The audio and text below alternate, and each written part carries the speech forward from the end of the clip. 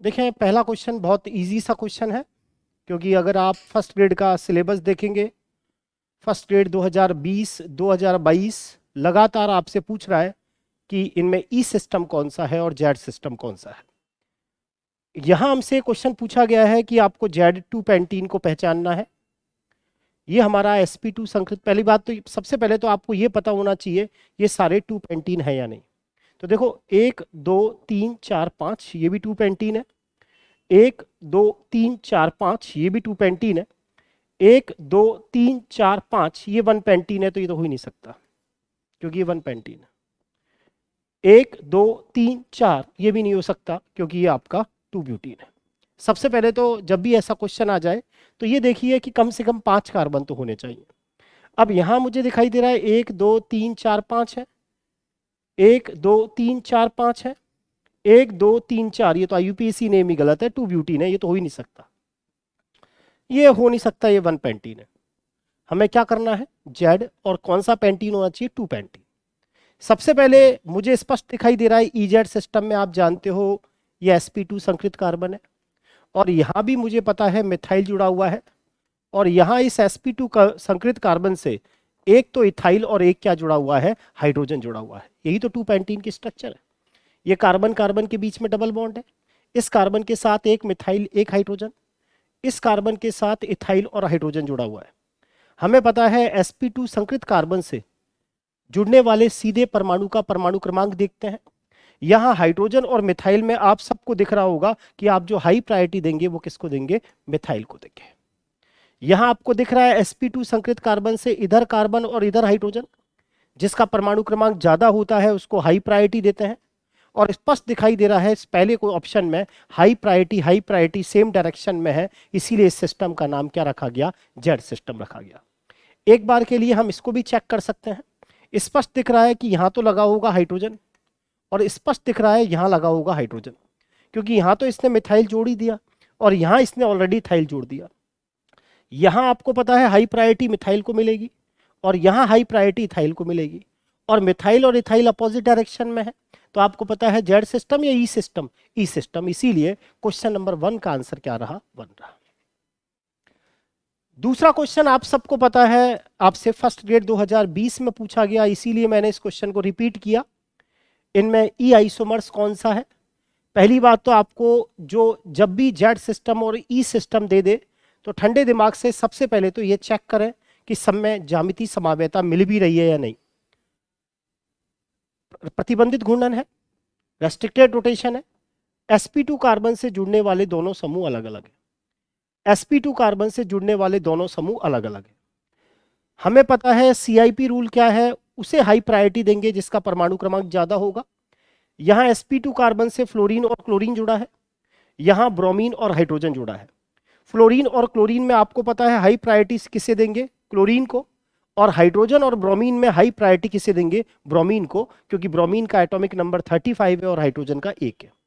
Fluorine का atomic number 9 है, chlorine का 17 है। हाई प्रायोरिटी सेम डायरेक्शन में है, तो सबको पता है जूसा मैन है, जेड सिस्टम है, पहला हो नहीं सकता। यहां मुझे पता है sp2 संकृत कार्बन से मिथाइल और हाइड्रोजन अटैच है, यहां कार्बन से कार्बन अटैच है, यहां कार्बन से हाइड्रोजन अटैच है। कार्बन का एटॉमिक नंबर ज्यादा है तो आप इसको क्या देंगे, हाई प्रायोरिटी देंगे। यहां मिथाइल और हाइड्रोजन में किसको हाई प्रायोरिटी मिलेगी, मिथाइल को। और हाई प्रायोरिटी जब सेम डायरेक्शन में होती है तो आप सबको पता है उस सिस्टम को जेड सिस्टम कहते हैं। तीसरे ऑप्शन में चेक करोगे तो यहां हाइड्रोजन है और यहां मिथाइल है, तो आपको पता है हाई प्रायोरिटी किसे मिलेगी, मिथाइल को मिलेगी। यहां आपको दिख रहा है कि यहां ये स्ट्रक्चर इस तरह से है, C double bond C, ethyl का मतलब तो CH2CH3,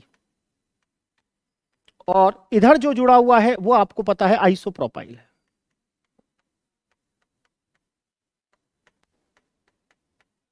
और यहां हमारा हाइड्रोजन है, यहां हमारा मिथाइल है। जब भी CIP नियम के अनुसार हाई प्रायोरिटी उसे दी जाती है जिसका परमाणु क्रमांक ज्यादा हो। यहां कार्बन से हाइड्रोजन अटैच है, यहां कार्बन से कार्बन, सीधी सी बात है, इसे हाई प्रायोरिटी देंगे। यहां sp2 कार्बन से सीधा कार्बन जुड़ा है, यहां भी कार्बन जुड़ा है, हमारा आंसर नहीं आएगा। अगले परमाणु को कंसीडर करेंगे तो इस कार्बन के लिए अगला परमाणु है एक कार्बन और साथ में 2 हाइड्रोजन। आपको पता है यहां भी sp2 संकरित कार्बन से कार्बन जुड़ रहा है, यहां भी sp2 संकरित से कार्बन जुड़ रहा है। मेरा आंसर नहीं आएगा, अगले एटम को कंसीडर करेंगे और अगले एटम क्या है, 2 कार्बन और 1 हाइड्रोजन। समझ में आ गया होगा। इथाइल और आइसोप्रोपाइल में किसको हाई प्रायोरिटी दी जाएगी, आइसोप्रोपाइल की। और हाई प्रायोरिटी सेम डायरेक्शन में हो तो आपको पता है उस सिस्टम को जेट्स कहते हैं, इसीलिए इसका आंसर 4 रहेगा। अब 4 क्यों रहेगा, ये आइसोटॉप्स का केस है, समस्थानिक का केस है, हाइड्रोजन और ड्यूटेरियम। याद करेंगे समस्थानिक के केस में परमाणु भार को कंसीडर करते हैं, हाइड्रोजन का परमाणु क्रमांक 1 तो ड्यूटेरियम का भी 1। यहां हमें परमाणु भार देखना पड़ेगा आइसोटॉप्स के केस में, और हाइड्रोजन और ड्यूटेरियम में आप सबको पता है हाई प्रायोरिटी किसे मिलेगी, ड्यूटेरियम को मिलेगी। अब यहां आप सबको दिखाई दे रहा है एल्डिहाइड है, और यहां आपको दिखाई दे रहा है एस्टर है।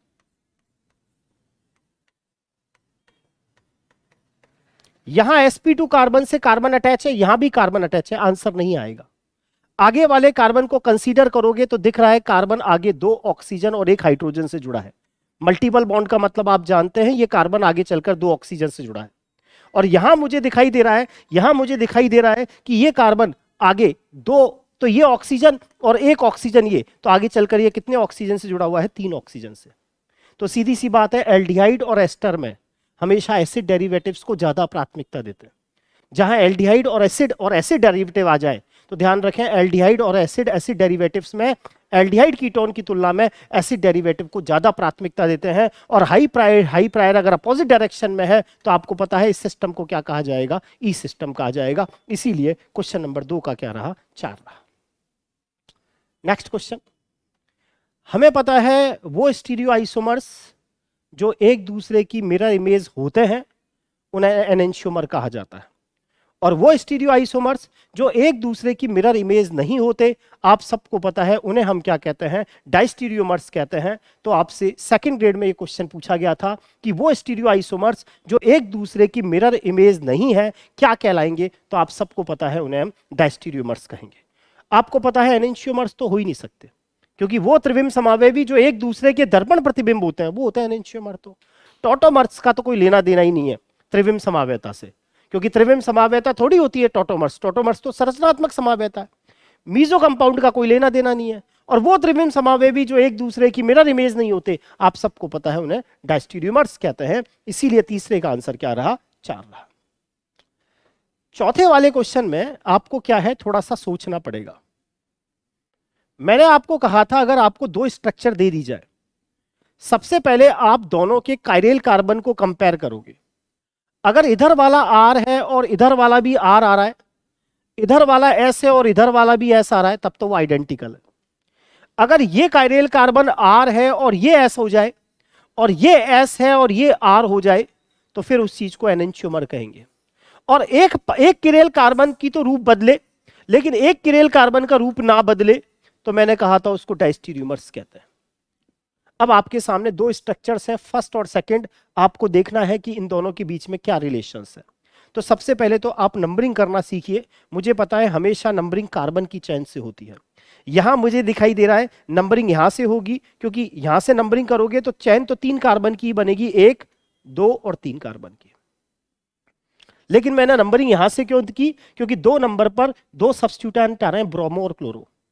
और अगर मैं नंबरिंग यहां से करता, कहां से करता नंबरिंग, यहां से, तो 1 नंबर पर ही आपका क्या आ जाता, फ्लोरो और आयोडो। तो देखो वापिस समझना, ये चीजें ऐसे है, एक बार इसको अपन देख लेते हैं। सी एफ आई एच, सही है, नंबरिंग ऊपर से करेंगे। C B R C S 3 और सी एल।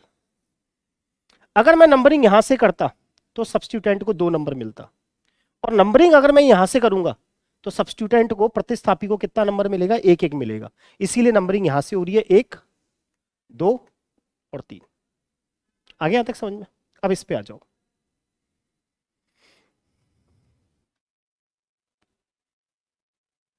ऐसा क्वेश्चन बनने के चांस होते हैं बेटा, है ना। अब इस पे आओ, देखो ये वाली स्ट्रक्चर तो समझ में आ गई। अब इस पे देखो आप,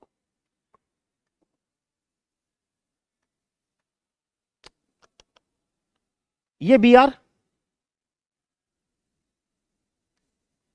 ये सी ये Cl, ये CH3, ये C, ये I, ये H और ये F। आगे समझ में? अरे हाँ, है ना। इसमें नंबर कार्बन नंबर 1 ये है और इसमें कार्बन नंबर 2 ये है। मुझे इन्हीं को तो कंपेयर करना है। इसमें देखना है कि कार्बन 1 कैसा आएगा, R आएगा या S आएगा, और इसमें भी देखना है ये कार्बन नंबर 1 कैसा आएगा। यहां फिर मैं देखूंगा कार्बन नंबर 2 कैसा आ रहा है, और यहां भी चेक करूंगा कार्बन नंबर 2 कैसा आ रहा है। तो सबसे पहले मैं इस कार्बन नंबर 1 को चेक करता हूं। मुझे पता है प्रायोरिटी CIP रूल से देते हैं। ये मेरा किरेल कार्बन है, इससे जुड़ने वाले चारों समूह अलग अलग हैं। यहाँ आयोडीन है, यहाँ फ्लोरीन है, यहाँ कार्बन है और यहाँ हाइड्रोजन है। आपको पता है sp3 संकृत कार्बन से सीधे जुड़े परमाणु का परमाणु क्रमांक देखते हैं। जिसका एटॉमिक नंबर ज्यादा होता है उसे हाई प्रायोरिटी देते हैं। तो सबसे पहले हाई प्रायोरिटी तो मिलेगी आयोडीन को 1 नंबर पे, फ्लोरीन को 2 नंबर पे, इधर वाले कार्बन को 3 नंबर पे, और हाइड्रोजन को कितने नंबर पे मिलेगी? 4 नंबर पे। आप अपनी आइस को मूव करेंगे 1 से 2, 2 से 3, तो ये सिस्टम आपका क्लॉकवाइज आ रहा है क्लॉकवाइज आ रहा है। लेकिन चौथा ग्रुप अगर आपका, वैसे तो R होना चाहिए, क्लॉकवाइज है, R होना चाहिए, लेकिन पहले ही बता चुका अगर चौथा ग्रुप आपका हॉरिजॉन्टल लाइन पर है तो आंसर को उल्टा कर देते हैं। तो R की बजाय ये वाला पहले नंबर का कार्बन यहां कैसा होगा? S होगा। आया समझ में? अब यहां पहले नंबर के कार्बन को देखो, आयोडीन को नंबर 1 दोगे, फ्लोरीन को नंबर 2 दोगे, इधर वाले को 3 दोगे और इसको 4 दोगे। 1 से 2, 2 से 3 कैसा आ रहा है? Clockwise, anti clockwise? Anti clockwise. तो एंटी क्लॉकवाइज तो ऐसा होना चाहिए, लेकिन आप अपने आंसर को उल्टा कर दोगे तो ये कैसा हो गया? R। समझ में आया? इधर भी पहला कार्बन क्या है? S, और इधर पहला कार्बन क्या है? R। तो ये पहला वाला किरेल कार्बन तो बदला, S किस में बदला? R में बदला। अब दूसरे नंबर के कार्बन को देख लेते हैं। इधर वाले को, यहां जुड़ा हुआ है ब्रोमीन, यहां जुड़ा हुआ है क्लोरीन, यहां जुड़ा हुआ है कार्बन, और यहां भी जुड़ा हुआ है कार्बन। तो ये तो कंफर्म है, सबसे ज्यादा नंबर मिलेगा ब्रोमीन को, फिर नंबर मिलेगा क्लोरीन को। यहां भी sp3 संकृत से कार्बन जुड़ा है, यहां भी कार्बन जुड़ा है। आंसर नहीं आएगा तो आगे जाओगे तो सीधी सी बात है, आयोडीन को ज्यादा प्राथमिकता मिलेगी हाइड्रोजन से, तो इसको नंबर क्या दोगे? नंबर 3 में दोगे। समझ में आ गई बात? ये 1 2 3, 1 2 3, clockwise anti clockwise? Anti clockwise. Anti clockwise है तो S होना चाहिए, लेकिन चौथा ग्रुप हॉरिजॉन्टल लाइन पर है, तो S की जगह क्या हो जाएगा? R। आया समझ में? अब इसको देखिए, इधर यहां सीधी बात है, प्राथमिकता क्लोरीन को नंबर 1, ब्रोमीन को नंबर 2, इसको नंबर 3 मिलेगा, और हाइड्रोजन इस मेथिल को क्या मिलेगा? 4। 1 2 3 4, clockwise anti clockwise? Anti clockwise. तो ऐसा होना चाहिए, लेकिन चौथा ग्रुप जब हमारा हॉरिजॉन्टल लाइन पर होता है तो आंसर को उल्टा कर देते हैं, तो S की जगह क्या हो गया? R। अब आप कंपेयर करो, इसमें क्या था? 1S था इधर, और इधर 1R था। इधर 2 क्या निकला मेरा? 2 क्या निकला था बोलो? R। अरे S थोड़ी निकला था, 2 क्या निकला था? R। और इधर भी 2 क्या निकला है? R। तो बताओ क्या ये एनेंशियोमर्स हैं? क्या चेंज हो गए? क्या आइडेंटिकल तो है नहीं? आइडेंटिकल तो तब होते हैं जब यहाँ S, यहाँ भी S होता है। तो सीधी सी बात है, जब मैंने कहा आधा चेंज हो और आधा चेंज ना हो, उस चीज को क्या कहते हैं? डायस्टीरियोमर्स कहते हैं। इसीलिए इसका आंसर क्या रहा? डायस्टीरियोमर्स रहा। अरे नहीं आया समझ में? इसीलिए चौथे का आंसर क्या रहा? सेकंड रहा। टाइम लगेगा, मैंने पहले ही कह दिया, मेरे सॉल्यूशंस में टाइम लगेगा। अब अगले क्वेश्चन में यह पूछा गया है कि ब्यूटेन के अंदर मिनिमम टॉर्सनल स्ट्रेंथ कब कब आता है? तो आप सबको पता है ये रहा ब्यूटेन। ये मैंने ब्यूटेन की जो स्ट्रक्चर बनाई वो आपको पता है, ब्यूटेन की इस स्ट्रक्चर को हम फुल इक्लिप्स कहते हैं, पूर्ण ग्रसित। जब मैं इसको 60 डिग्री पर घुमाऊंगा यहां, तो आपको पता है 60 डिग्री पर तो इसमें गॉस फॉर्म आ जाएगी, और गॉस फॉर्म में आपको पता है जो टॉर्सनल स्ट्रेन है वो मिनिमम रहेगा, क्योंकि यहां हमसे क्या पूछा गया है? ऐंठन तनाव। ऐंठन तनाव, टॉर्सनल स्ट्रेन का मतलब होता है आगे वाले बॉन्ड और पीछे वाले बॉन्ड के इलेक्ट्रॉन्स के बीच में रिपल्सन। जब 0 डिग्री पर होता है तब तो ये एक दूसरे के आमने सामने आ जाते हैं, उस समय इनके अंदर मरोड़ी तनाव या टॉर्सनल स्ट्रेन मैक्सिमम होता है। तो 60 डिग्री पर ये यहाँ जाएगा, तो आपको पता है 60 डिग्री पर गॉस फॉर्म बनेगी। इस समय आपका जो मरोड़ी तनाव है वो कम हो जाएगा, फिर वापस 120 पर वापस आ जाएगा। भाई इसको तो ऐसे ही रख लो, पीछे वाले को घुमाओ। 60 डिग्री पर तनाव कम होगा, 120 पर ज्यादा हो जाएगा, भाई समझ में आ रहा है। फिर 180 पर, भाई इसको तो अपन कांस्टेंट रख रहे हैं, इसको घुमा रहे हैं, 60 पे इधर आ जाएगा, 120 पे इधर आ जाएगा, 180 पर ये इधर आ जाएगा, दोनों मैथिल अपोजिट हो जाएंगे, समझ में आ गया होगा। और 180 डिग्री पर भाई आपको पता है टॉर्सनल स्ट्रैंड कैसा रहेगा, मिनिमम। 240 पर ये वाला जो मैथिल आप घुमा रहे हो ये यहां आ जाएगा, फिर वापस आगे वाले बॉन्ड और पीछे वाले बॉन्ड आमने सामने आ जाएंगे, फिर रिपल्सन होगा। फिर आप 300 पे यहाँ आएगा, तो सीधी इस बात है 300 डिग्री पर जब ये यहाँ आएगा तो फिर इनके बीच में मरोड़ी तनाव कैसा हो जाएगा, कम हो जाएगा। तो किस स्थिति में इनके बीच में न्यूनतम ऐठन तनाव होता है या किस स्थिति में इनके बीच में मरोड़ी तनाव होता है, तो आपको दिख रहा है 60 डिग्री पर गॉस फॉर्म बनती है, 180 डिग्री पर एंटी फॉर्म बनती है, और वापस अगर हम देखें तो 300 डिग्री पर वापस गॉस फॉर्म बन जाती है। तो 60 डिग्री पर तो आपको पता है गॉस फॉर्म, 180 डिग्री पर भी कौन सी फॉर्म, 180 डिग्री पर एंटी फॉर्म, और 300 डिग्री पर कौन सी फॉर्म बनती है, गॉस फॉर्म। इसीलिए इसका आंसर क्या रहा, थर्ड रहा है। आगे समझ में। नेक्स्ट क्वेश्चन, यहां आपसे यह पूछा गया है कि एथेन दो रूपों में मिलता है, स्टैगर्ड और इक्लिप्स। हमें पता है जो इक्लिप्स फॉर्म होती है वो अनस्टेबल होती है, और हमें पता है कि रूम टेम्परेचर पर इतनी एनर्जी होती है कि एथेन की जो इक्लिप्स फॉर्म है वो स्टैगर्ड फॉर्म में बदल जाती है। और उसका कारण ही क्या है, एकल बंध के सापेक्ष मुक्त घूर्णन होने के कारण। तो आपसे क्वेश्चन पूछा गया कि एथेन का ग्रसित और सांतरित संरूपण किसके कारण पाया जाता है, यानी एथेन के ये संरूपण समावेवी क्यों बनते हैं। तो सीधा सा रीजन है कि जो free rotation about carbon carbon single bond, एकल बंध के सापेक्ष मुक्त घूर्णन होने के कारण ही संरूपण समावेयता जनरेट होती है। फर्स्ट ग्रेड 2020 में यही क्वेश्चन डायरेक्ट पूछा गया कि त्रिविम समावेवी, वे त्रिविम समावेवी जो एकल बंध के सापेक्ष मुक्त घूर्णन होने के कारण उत्पन्न होते हैं उन्हें क्या कहा जाता है, वो संरूपण समावेवी कहलाते हैं। इसीलिए इसका आंसर क्या रहा, 1 रहा। नेक्स्ट क्वेश्चन, ब्यूटेन की वो कौन सी फॉर्म होती है जो सबसे ज्यादा स्टेबल होती है। सबको पता है नॉर्मल ब्यूटेन में सबसे ज्यादा जो स्टेबल फॉर्म होती है वो एंटी फॉर्म होती है। यहां मुझे दिख रहा है कि ये वाली फॉर्म, ये वाली जो फॉर्म है ये एंटी फॉर्म है, क्योंकि एंटी फॉर्म में आपको पता है दोनों मैथिल कितने डिग्री पर होते हैं, 180 डिग्री पर। तो ब्यूटेन की सबसे ज्यादा जो स्टेबल फॉर्म है वो एंटी फॉर्म होती है। उसका रीजन आपको पता है, एंटी फॉर्म ज्यादा स्टेबल क्यों है। पहला कारण तो यह है कि यहाँ टॉर्सनल स्ट्रेन मिनिमम है, मरोड़ी तनाव कम से कम है, क्योंकि एक बॉन्ड दूसरे बॉन्ड के ऊपर नहीं आ रहा तो मरोड़ी तनाव कम से कम है। और दूसरी बात, दोनों मैथिल अपोजिट डायरेक्शन में हो गए तो वांडरवाल रिपल्सन भी सबसे कम है। इसीलिए ब्यूटेन की जो सबसे ज्यादा स्टेबल फॉर्म होती है वो कौन सी फॉर्म होती है, एंटी फॉर्म होती है। जब दो मैथिल 60 डिग्री पर होते हैं तो आपको पता है इसको गॉस फॉर्म कहते हैं। सबसे ज्यादा ब्यूटेन में एंटी फॉर्म ही होती है, सेकंड नंबर पर आपको पता है गॉस फॉर्म होती है। ये वाली चीज आपको दिखाई दे रही है, ये भी ब्यूटेन की फॉर्म है। यहां मैथिल पूरे मैथिल को ढक रहा है, तो पहली बात तो यहां मरोड़ी तनाव सबसे ज्यादा होगा, आगे वाले बॉन्ड और पीछे वाले बॉन्ड के इलेक्ट्रॉन्स के बीच में जबरदस्त टॉर्सनल स्ट्रेन होगा, साथ ही साथ मैथिल मैथिल के बीच में रिपल्सन भी बड़ा गजब का होगा। यही कारण है कि नॉर्मल ब्यूटेन की ये वाली फॉर्म सबसे कम स्टेबल होगी, जिसे आप फुली क्या बोलते हो, इक्लिप्स कहते हो या पूर्ण ग्रसित बोलते हो। ये भी ग्रसित फॉर्म है, लेकिन ये पूर्ण ग्रसित नहीं है, कैसा है, आंशिक ग्रसित है। तो आप सबको पता है ब्यूटेन में सबसे ज्यादा स्टेबल फॉर्म कौन सी होती है, एंटी, और सबसे कम स्टेबल फॉर्म कौन सी होती है, फुली इक्लिप्स होती है। Next, hello hello, next question. मैंने आपको बताया था कि अगर हमें, अगला क्वेश्चन है, नेक्स्ट क्वेश्चन यह है कि मैंने आपसे कहा था वो एथेनॉल या एथेनॉल के वो व्युत्पन्न जिनके अंदर हाइड्रोजन बॉन्डिंग पाई जाती है, उनमें एंटी फॉर्म की तुलना में गॉस फॉर्म ज्यादा स्टेबल होती है। हमसे पूछा गया कि 2 फ्लोरो एथेनॉल है, तो सीधी सी बात है आप एथेनॉल बनाओगे CH3CH2OH, और सीधी सी बात है 2 नंबर पर आपको क्या लगाना है, हाइड्रोजन हटाकर फ्लोरीन लगानी है। इसी चीज को कहा जाता है 2 फ्लोरो एथेनॉल। अब मुझे पूछ रहा है कि 2 फ्लोरो एथेनॉल में कौन सा संरूपण सबसे ज्यादा स्थायी होता है।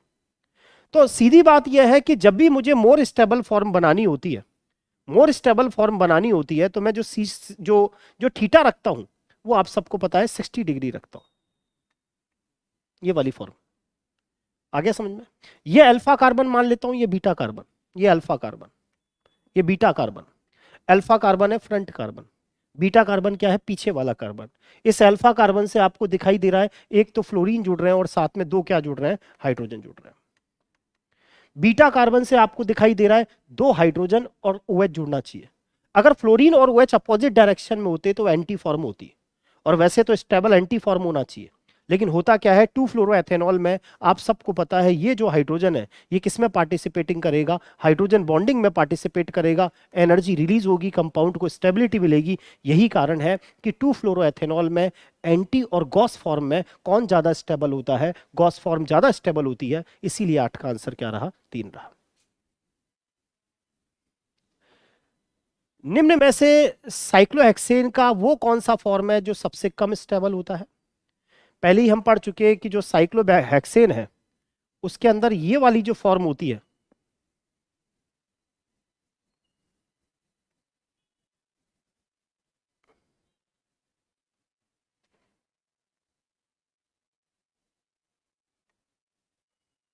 जिसे मैंने कहा था हाफ चेयर, और मैंने कहा था हाफ चेयर में क्या होता है, ये जो 5 कार्बन है, 1 2 3 4 5, ये एक ही तल में आ जाते हैं। उसके कारण ये वाला कार्बन हाइड्रोजन, ये वाला कार्बन हाइड्रोजन, ये वाला कार्बन हाइड्रोजन, ये वाले कार्बन हाइड्रोजन और ये वाले बॉन्ड, इनमें जबरदस्त तरीके से मरोड़ी विकृति होती है या जबरदस्त तरीके से टॉर्सनल स्ट्रैंड होता है।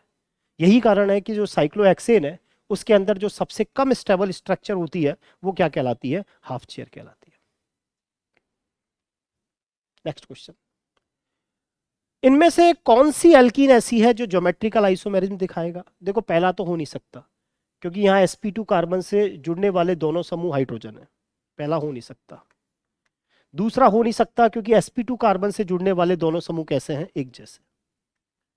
तीसरे में ये तो ठीक है, इससे sp2 कार्बन से हाइड्रोजन और क्लोरीन जुड़ रहा है। अब मैं इधर देखूं तो इस sp2 कार्बन से इधर भी 2 डिग्री कार्बन जुड़ा, तो इस sp2 कार्बन से इधर भी क्या जुड़ रहा है? 2 डिग्री कार्बन। अगला भी 2 डिग्री है तो अगला भी 2 डिग्री है। फिर दोनों तरफ से आओगे तो अगला दोनों तरफ से कितने कितने डिग्री है? 3 डिग्री 3 डिग्री। इसके अंदर आपको दिखाई दे रहा है कि इसके अंदर ये वाला समूह और ये वाला समूह, दोनों समूह कैसे नहीं है? एक जैसे नहीं है। यहां हमें दिखाई दे रहा है इस sp2 कार्बन से जुड़ने वाले दोनों समूह अलग अलग है, H और Cl। हमें दिखाई दे रहा है इस sp2 कार्बन के इधर 2 डिग्री कार्बन, इधर भी 2 डिग्री कार्बन। आगे चलोगे तो इधर 2 डिग्री कार्बन है लेकिन इधर क्या है? 3 डिग्री कार्बन। तो दोनों एक जैसे हो गए या अलग अलग हो गए? अलग अलग हो गए, इसीलिए इसका आंसर क्या रहा? 4 रहा। आया समझ में? नेक्स्ट क्वेश्चन, आप सबको पता है फ्लैगपोल इंटरेक्शन किसके अंदर पाया जाता है? जो साइक्लोहेक्सेन की ये जो बोट फॉर्म होती है, इसके अंदर जो ये हाइड्रोजन्स होते हैं इनमें इंटरेक्शन होता है, जिसे फ्लैगपोल इंटरेक्शन कहते हैं। इसे जो बोट फॉर्म होती है साइक्लोहेक्सेन की, और साथ ही साथ आपको दिखाई दे रहा है इसकी जो बोट फॉर्म होती है ना, ये एक्रेल होती है, क्योंकि इसके अंदर प्लेन ऑफ क्या मिलती है? सिमेट्री। इसीलिए जो इसकी साइक्लोहेक्सेन की जो बोट फॉर्म है, ध्यान रखेंगे इसमें फ्लैगपोल इंटरेक्शन है, इसीलिए बोट फॉर्म ट्विस्ट बोट के अंदर बदलती है। और साथ ही साथ जो आपकी ये बोट फॉर्म है ये एक्रेल अणु है, क्योंकि इसके अंदर आपको दिखाई दे रहा है प्लेन ऑफ सिमेट्री पाई जाती है। तो क्वेश्चन यही पूछा गया कि निम्न में से किसके अंदर फ्लैगपोल इंटरेक्शन पाया जाता है? तो आप सबको पता है बोट फॉर्म ऑफ साइक्लोहेक्सेन के अंदर क्या मिलता है? फ्लैगपोल इंटरेक्शन मिलता है। नेक्स्ट क्वेश्चन, इनमें से वो कौन सा है जो ज्योमेट्रिकल आइसोमेरिज्म नहीं दिखाएगा? तो पहली बात तो क्या होता है, हमेशा याद रखें 1 एल्कीन्स को सबसे पहले चेक करो, क्योंकि 1 एल्कीन जीआई दिखा भी सकते हो और नहीं भी दिखा सकते। मैं सबसे पहले 1 एल्कीन को चेक कर रहा हूं। पहले मैंने कहा 1 पेंटीन बना लीजिए, 5 कार्बन का बनाइए और साथ में कार्बन कार्बन को कहां रख दीजिए? Double bond, 1 pentene. सही है। और साथ में क्या कह रहा है? 1 नंबर और 2 नंबर पर आप क्या लगा दीजिए? क्लोरो।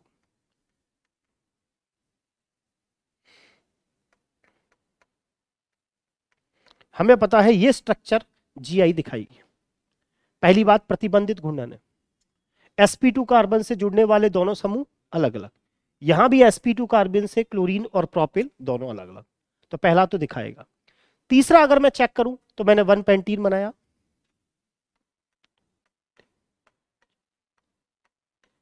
और ये कह रहा है एक एक नंबर पर आप 2 क्लोरो और जोड़ दीजिए। तो स्पष्ट दिखाई दे रहा है sp2 कार्बन से जुड़ने वाले दोनों समूह एक जैसे हो गए, तो ये ज्यामितीय समवायता नहीं दिखाएगा, इसीलिए 12वें का आंसर क्या रहा? थर्ड। अभी अभी कहा 2 फ्लोरोएथेनॉल के अंदर एंटी और गॉस में गॉस फॉर्म सबसे ज्यादा स्टेबल होती है, उससे कम एंटी फॉर्म होती है, और सबसे कम स्टेबल तो आप सबको पता है हमेशा जो हमारी इक्लिप्स फॉर्म होगी वो सबसे कम स्टेबल होगी, क्योंकि अगर आप इक्लिप्स फॉर्म बनाते हो तो इक्लिप्स फॉर्म के अंदर हमें पता है जो मरोड़ी विकृति है, जो टॉर्सनल स्ट्रेन है, वो मैक्सिमम मिलता है, that is Eclipse form. Anti form और गॉस फॉर्म में तो आपको पता है मरोड़ी विकृति क्या मिलती है? मिनिमम मिलती है। समझ में आ गया? क्योंकि आगे वाले बॉन्ड और पीछे वाले बॉन्ड दोनों एक सीध में नहीं होते। तो पूछा है 2 फ्लोरोएथेनॉल के अंदर स्टेबिलिटी का आपको ऑर्डर बताना है, तो स्पष्ट बात है बढ़ते हुए क्रम में बताना है। तो सबसे ज्यादा स्टेबल तो आप सबको पता है यहाँ कौन मिलेगा? गॉस, उससे कम कौन? एंटी, और सबसे कम कौन? एक्लिप्स। समझ में भी आ गया होगा कि 2 फ्लोरोइथेनॉल में एंटी और गॉस फॉर्म में गॉस फॉर्म ज्यादा स्टेबल इसीलिए है क्योंकि उसके अंदर इंट्रामोलिकुलर एच बॉन्डिंग पाई जाती है। अगला क्वेश्चन, साइक्लोहेक्सेन का कौन सी फॉर्म ऐसी होती है जो कायरेल होती है? पहला ऑप्शन इन्होंने दिया है आपका चेयर फॉर्म। तो अगर आप चेयर फॉर्म बनाओगे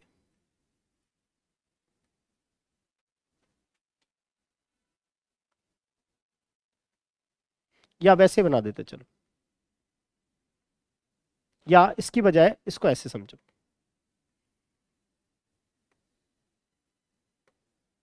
ऐसे बनाते हैं चेयर फॉर्म। तो इस चेयर फॉर्म में एक्चुअल में क्या है? सेंटर ऑफ सिमेट्री मिलती है। यहां देखोगे तो इसमें सेंटर ऑफ सिमेट्री है।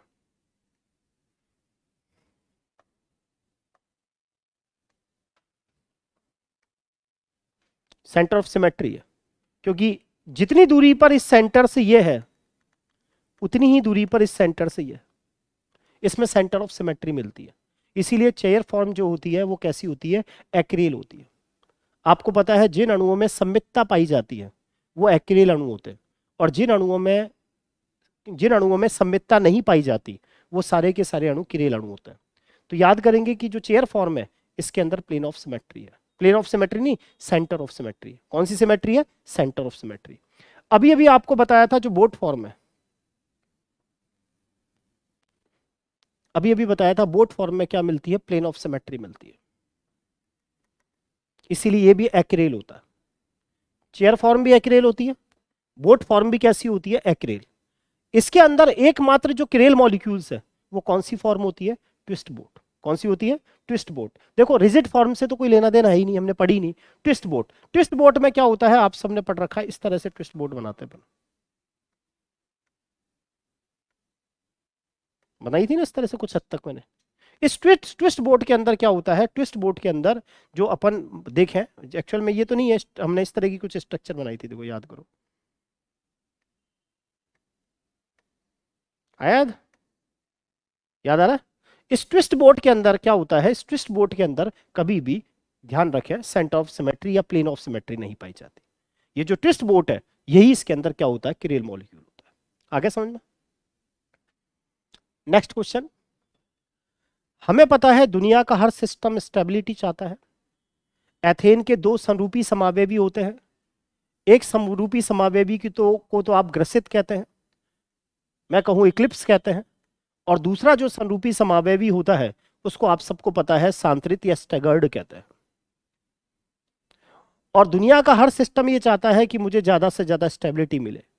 तो एथेन के ज्यादातर मॉलिक्यूल इस फॉर्म में तो नहीं मिलेंगे, क्योंकि इस फॉर्म में आपको पता है मरोड़ी विकृति सबसे ज्यादा मिल रही है, टॉर्सनल स्ट्रेन सबसे ज्यादा मिल रहा है, ऐठन तनाव सबसे ज्यादा मिल रहा है। शब्दों को पकड़े, मरोड़ी तनाव, ऐठन तनाव एक ही बात है। कोणीय तनाव अलग चीज है, वो है कोण कोण कोण कोण का तनाव। कोई चीज 109 डिग्री 28 मिनट की जगह 120 डिग्री हो जाए उसे बोलते हैं कोणीय तनाव, वरना सारी चीजों का नाम टॉर्सनल स्ट्रेन, मरोड़ी तनाव। तो आपको पता है एथेन के ज्यादातर अणु इस फॉर्म में तो नहीं रहना चाहेंगे, क्योंकि यहां मरोड़ी तनाव कैसा मिलेगा? सबसे ज्यादा मिलेगा। तो वो किस फॉर्म में रहना चाहेंगे? सांतरित फॉर्म में, मतलब ग्रसित फॉर्म में या सांतरित फॉर्म में? सांतरित फॉर्म में। फर्स्ट ग्रेड में हमसे पूछा गया कि एथेन के ज्यादातर मॉलिक्यूल्स आपको किस रूप में मिलेंगे प्रकृति में, तो हम कहेंगे एथेन के ज्यादातर जो मॉलिक्यूल्स हैं वो हमें स्टैगर्ड फॉर्म में मिलेंगे। फिर कुछ हो सकता है गॉच फॉर्म में भी मिले, लेकिन इक्लिप्स फॉर्म में कोई नहीं रहना चाहता, इस वाली फॉर्म में ग्रसित रूप में कोई नहीं रहना चाहता। तो एथेन के ज्यादातर अणु आपको किस रूप में मिलेंगे, ये थोड़ी सी स्पेलिंग्स मिस्टेक है। तो ये तो है ग्रसित का मतलब तो आपको पता है इक्लिप्स है, और सांतरित का मतलब आप सबको पता है क्या है, स्टैगर्ड। इसीलिए इसका आंसर क्या रहा, स्टैगर्ड। साइक्लोहेक्सेन में अब तो रट जाना चाहिए कि साइक्लोहेक्सेन में सबसे ज्यादा जो स्टेबल फॉर्म होती है वो आपको पता है चेयर फॉर्म होती है। सबसे कम स्टेबल हम सबको पता है कौन सी होती है, हाफ चेयर। तो ये तो हो नहीं सकता, ये हो नहीं सकता। सबसे ज्यादा स्टेबल तो हमें पता है चेयर फॉर्म है, और सबसे कम स्टेबल कौन, हाफ चेयर। सबको पता होगा हाफ चेयर से ज्यादा स्टेबल कौन है, बोट। बोट से ज्यादा ट्विस्ट बोट, और सबसे ज्यादा स्टेबल कौन है, चेयर। इसीलिए आंसर 16 का एक रहा। नॉर्मल ब्यूटेन की जब आप गॉस फॉर्म बनाते हो, ये हमारा नॉर्मल ब्यूटेन, याद करेंगे that is Gauss form. Gauss form के अंदर जो ये दोनों मैथिल समूह होते हैं, आप सबको पता है कितने डिग्री पर रहते हैं, 60 डिग्री पर रहता है।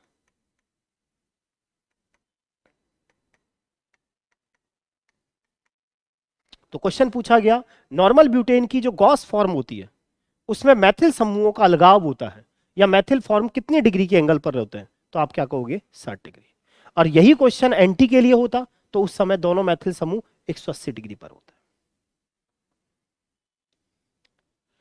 निम्न में से कौन सा आर कॉन्फ़िगरेशन है, फर्स्ट ग्रेड में पूछा जा चुका ये क्वेश्चन। थोड़ा सा इसको कर लेना, जैसे मान लो दिखाई नहीं दे रहा हो, तो इसमें तो दिखाई देगा, शायद वहां टाइप में कुछ मिस्टेक आ रही थी। हमें पता है ये sp3 संकृत कार्बन है। जुड़ने वाले चारों समूहों की प्राथमिकता डिसाइड करेंगे। यहां भी हाइड्रोजन है, यहां कार्बन है, यहां कार्बन है, यहां कार्बन है। sp3 संकृत कार्बन से जुड़ने वाले इन तीनों समूहों का परमाणु क्रमांक एक जैसा है। आंसर नहीं आएगा तो अगले एटम को कंसीडर करेंगे। एल्डिहाइड का मतलब ये होता है, इसमें आपको पता चल रहा है ये कार्बन आगे 2 ऑक्सीजन और 1 हाइड्रोजन से जुड़ा है, सही है। CH2Cl की अगर आप स्ट्रक्चर बनाएंगे तो CH2Cl की स्ट्रक्चर ये है। इससे मुझे ये पता चल रहा है ये कार्बन आगे 1 क्लोरीन और 2 हाइड्रोजन से जुड़ा हुआ है। ये स्ट्रक्चर आपको पता है CH3 है। इसमें आपको दिखाई दे रहा है ये कार्बन आगे कितने हाइड्रोजन से जुड़ा हुआ है, 3 हाइड्रोजन। ये तो कंफर्म है, इस हाइड्रोजन को तो नंबर 4 मिलेगा। आ रहा समझ में। यहां मुझे पता है कि इस कार्बन से तो आंसर आएगा नहीं। ये कार्बन आगे ऑक्सीजन से जुड़ा है, जबकि ये कार्बन आगे किससे जुड़ा हुआ है, क्लोरीन से, तो नंबर 1 इसको मिलेगा। ये ऑक्सीजन से जुड़ा है तो नंबर 2 इसको मिलेगा, और इसको नंबर 3 मिलेगा। 1 से 2, 2 से 3 जा रहा हूं, क्लॉकवाइज या एंटी क्लॉकवाइज, एंटी क्लॉकवाइज, तो ये S होना चाहिए। लेकिन जब हमारा फोर्थ ग्रुप इस हॉरिजेंटल लाइन पर होता है तो आंसर को उल्टा कर देते हैं, तो S की बजाय क्या होगा, R। इसीलिए 18वें का आंसर क्या रहा, 1। आगे समझ में। एक और चेक कर लेते हैं, इसको चेक करना चाहो तो। मुझे पता है CH2Cl को नंबर 1, CHO को नंबर 2, CH3 को नंबर 3 और हाइड्रोजन को नंबर 4। मुझे दिखाई दे रहा है यहाँ हाइड्रोजन वर्टिकल लाइन पर है, और जब वर्टिकल लाइन पर होता है ना चौथा समूह, तो चेंज नहीं करते, जो आंसर है वही रहेगा। 1 से 2, 2 से 3, clockwise anti clockwise, anti clockwise, तो इस स्क्रेल कार्बन का नाम S दिया जाएगा। अब आपको कॉन्फ़िगरेशन बताना है, ई सिस्टम है या जेड। तो देखो ये sp2 संकृत कार्बन और ये भी sp2 संकृत कार्बन। इस sp2 संकृत कार्बन से कार्बन अटैच है और हाइड्रोजन अटैच है, सही है। तो सीधी सी बात है, कार्बन का परमाणु क्रमांक ज्यादा है तो इसको हाई प्रायोरिटी देंगे। यहां sp2 कार्बन से कार्बन अटैच है और यहां भी sp2 कार्बन से कार्बन अटैच है, हमारा आंसर नहीं आएगा। sp2 कार्बन से कार्बन अटैच है, हमारा आंसर नहीं आएगा। अगले वाले एटम को कंसीडर करना पड़ेगा। एक मिनट, कविता